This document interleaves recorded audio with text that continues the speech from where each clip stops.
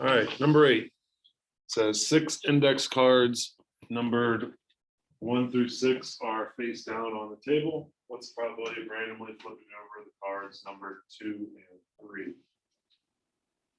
and 3? All right.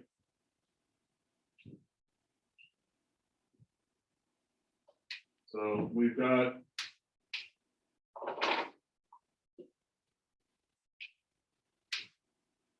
so this is one where we're flipping over 2 cards. Okay, flipping over 2 cards.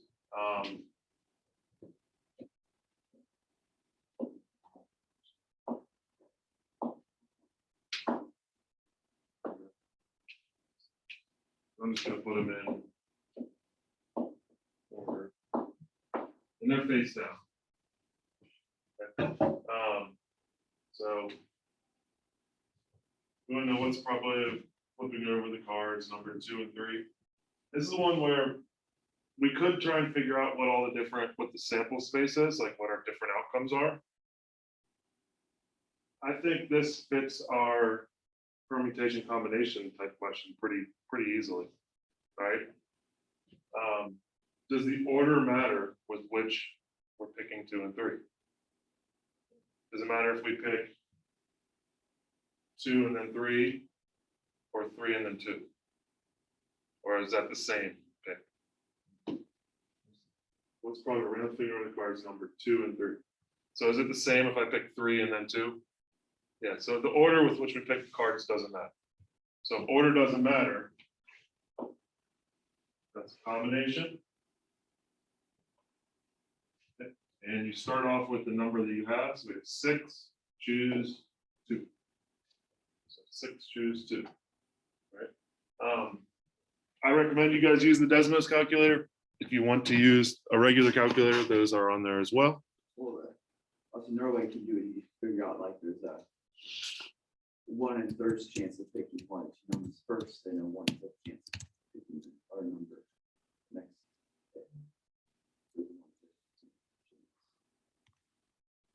So you were doing it more like the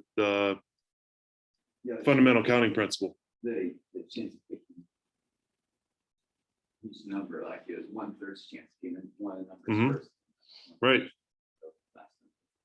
Yeah, and the way you just did that there, that's using the fundamental counting principle, which should work as well. Let's see, we got 6, choose 2, 15. Okay, so there's 15 different ways. All right. 15 different ways to pick 2 cards from 6. Now we're only concerned with the 1 of the 16 ways. So our probability would be 1 out of 15. Okay. Now the way that Ryan was talking, that would work as well. That's using kind of the fundamental counting principle, where you got 2 events happening. You're picking 1 card, then you're picking your second card. And the first time you pick a card, there's 2 of the 6 cards that are favorable outcomes. Okay, the 2 and the 3. So that'd be a 1 in 3 chance, 1/3 chance of picking a 2 or a 3. But once you pick one of those, now you only have 1 of the good, the positive cards left out of 5. And you multiply the probability of each event, you get 1/15 as well. Okay. So it works both ways. And that's why we teach the fundamental counting principle the same day as permutations and combinations, because they are related.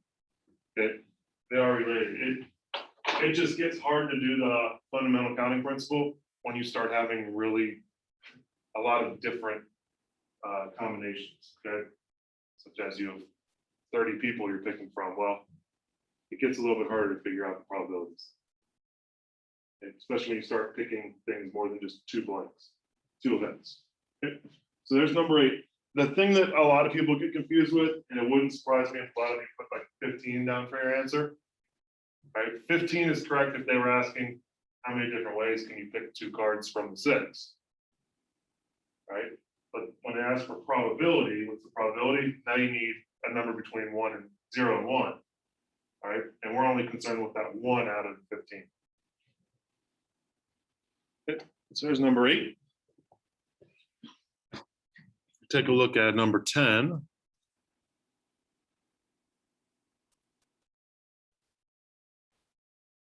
What's the probability of rolling a 3 on a number cube and choosing a heart from a standard deck of cards?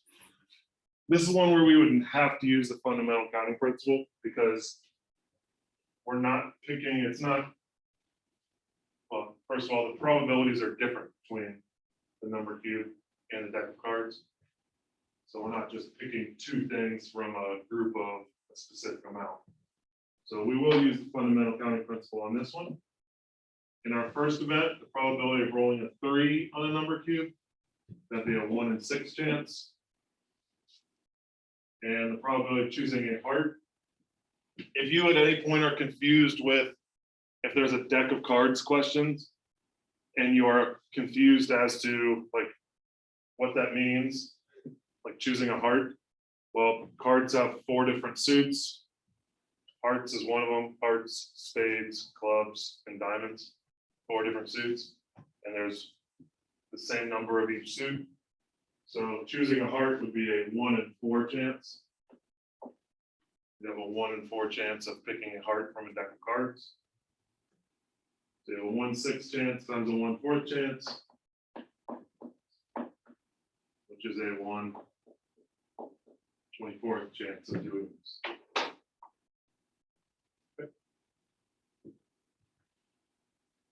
Right, and that is the fundamental counting principle there. Are there any other questions that you guys have right now? If you got more later, I can answer them later. Yeah. Number 4. Sure.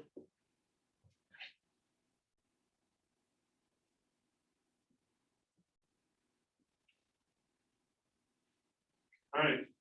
At the recreation center, 15 friends throw 3 darts each to try and get a bullseye. The results are shown in the probability distribution below. Complete the table.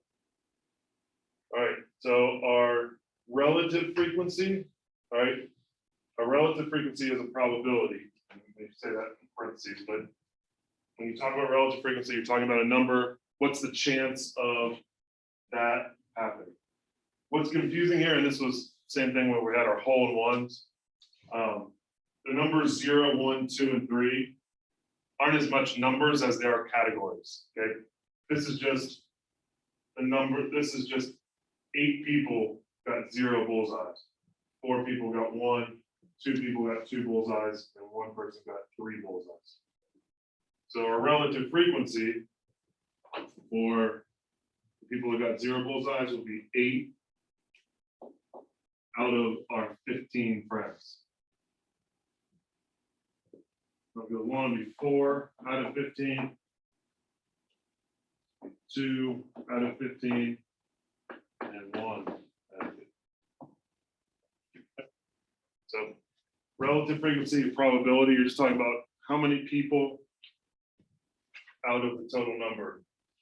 If you can reduce those fractions, again, I'm pretty sure it's going to mark it correct whether you reduce it or not.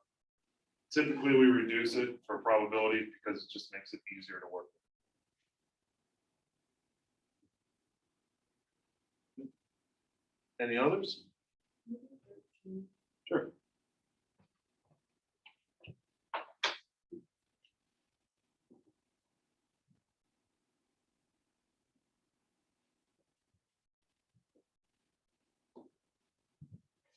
All right, for the following questions, use the 2-way frequency table. It shows that swimming preferences of 100 men and women who visit a lakeside resort. So horizontally, with our rows, we've got men and women. And then the swimming preferences of them, we have some prefer the pool or they prefer the lake. What's the probability that a randomly chosen person is a man who prefers the pool? This is where, again, this isn't this question specifically is not a conditional probability question. It's just asking the probability of it being a man and they prefer the pool. there are 18 people that this is a positive outcome for, okay? So we have 18 out of our 100, all right? So probability would be, yeah, we could write it 18 out of 100. We could write it as a percent, 18%. Could write it as a decimal, 0.18, or a reduced fraction, which I believe is, it's just 9 out of 50. Any one of these, really, pretty much, even the first fraction will probably work as well. They're all equivalent.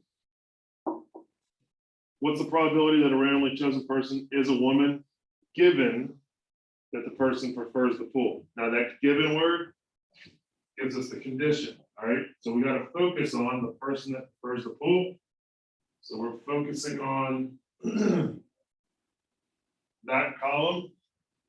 Is when it says given, that tells you the column or the row to focus on. And then to the left of that is just women. So we're worried about just the woman. 22 out of 40. Okay. You're getting your probabilities, you're getting your solution just from the condition part of that area that you're focused on. So that 22 out of 40 is 11/20. Probably the best way to write that one, be 11/20. Let's see, that percentage is 55% or 0.55. So you could write that as well.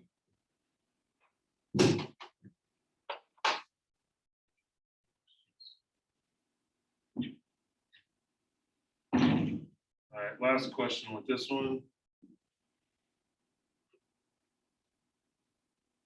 What's the probability that a randomly chosen person prefers the lake, given that the person is a man? All right, so now we're going to take our different focus and we're going to make it just the men.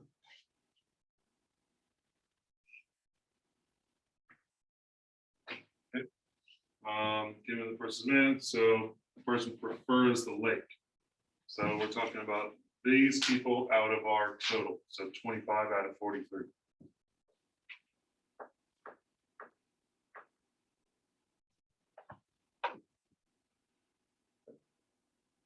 I like it when they're written as given because it just really focuses what we need, the information we need. So you can find that numerator and denominator of your, the probability of that happening.